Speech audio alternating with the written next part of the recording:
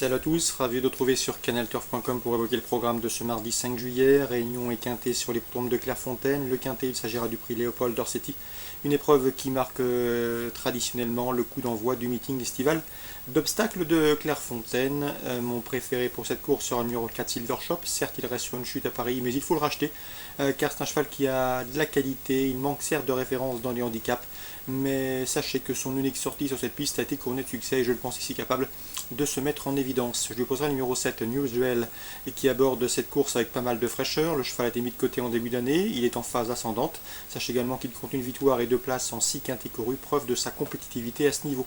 Le 2 Perly Clermont est toujours un gamballage de 10 ans, il reste d'ailleurs sur 2 places de deuxième à Auteuil. Sachez également qu'il compte 2 podiums en 2 courses courues sur l'hippodrome de Clairefontaine. Le 3 c'est Melozzo, le cheval vient de prouver sa forme en s'imposant sur le Steeplechase de Nantes.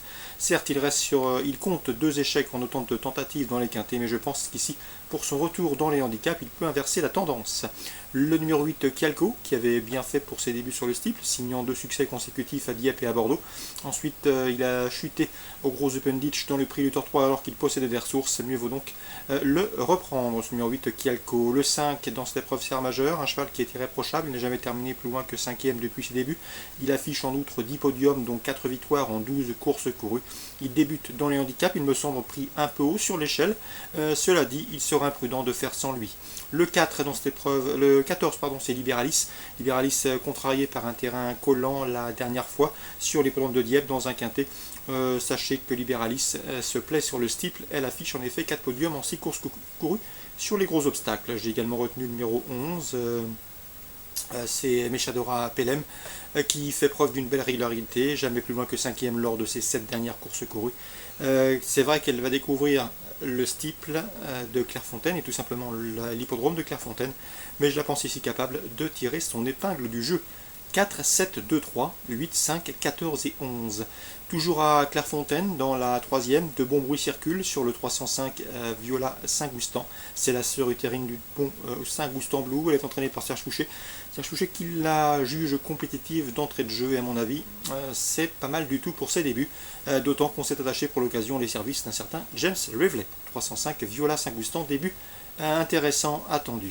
Réunion 2, Borelli, dans la 3e, j'aime beaucoup le 304 Destiné Cash, de course de victoire, une confirmation est là aussi attendue, mais il faut lui opposer le 306 Dandy de Vence, qui se recommande un chrono d'une 17,4 sur ce tracé, celui de 2300 mètres départ lancé, soit le meilleur chrono du peloton sur ce parcours. Attention donc à ce 306 pour contrer la probable favorite, le 304 Destiné Cash.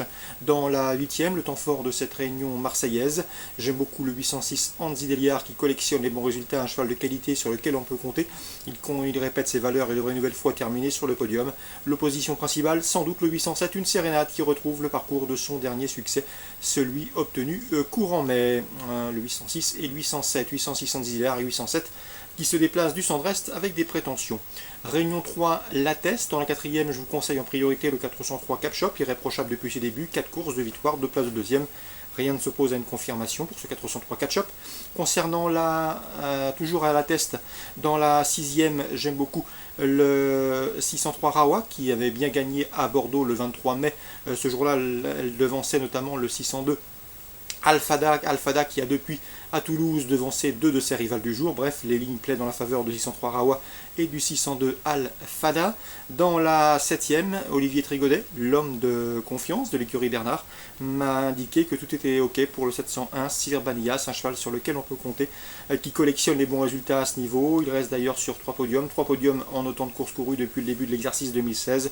Le cheval a terminé 3e de cette course en dernier, me semble ici en mesure de faire beaucoup mieux cette année. Le 701 Sir Banias. Concernant Cabourg, Réunion 5, 2 chevaux à vous indiquer, le 210 c'est Bello Romain, l'information me vient de Sylvain Dupont, l'écurie est en forme, le cheval aussi, le cheval reste sur une série de bons résultats, il est également performant corde à droite, il avait gagné à Caen en début d'année, début mars, et Sylvain Dupont escompte ici un très bon résultat. Le cheval devrait pouvoir confirmer ses dernières sorties. En l'opposition pour lui, sans doute le 207 Quentin de l'Éclair, un Quentin de l'Éclair qui est au mieux, en retard de gain. Il reste sur une série intéressante de 3 succès consécutifs, et à mon avis la passe de 4 est parfaitement possible. Donc le 207 Quentin de l'Éclair pour une confirmation. Attention également au 210, c'est Bello Romain qui s'élance avec la confiance de son entraîneur. Voilà pour les infos de ce mardi 5 juillet. Bonjour à tous, rendez-vous demain pour une nouvelle émission.